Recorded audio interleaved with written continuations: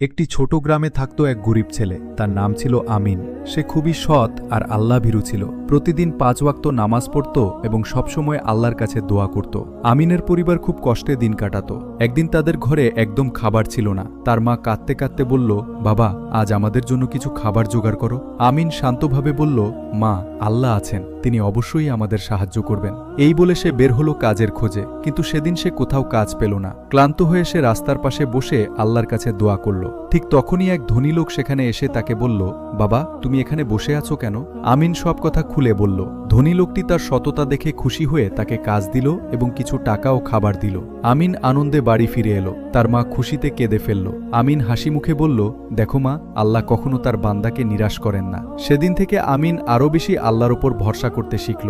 সৎ আর আল্লাহভীরু ছিল। প্রতিদিন ৫ ওয়াক্ত নামাজ পড়ত এবং সবসময় আল্লাহর কাছে দোয়া করত। আমিনের পরিবার খুব কষ্টে দিন কাটাত।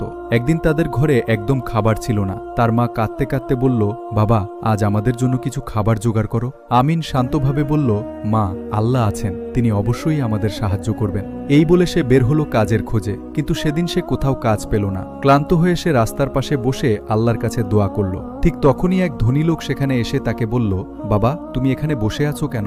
আমিন সব কথা খুলে বলল। ধনী লোকটি তার সততা দেখে খুশি হয়ে তাকে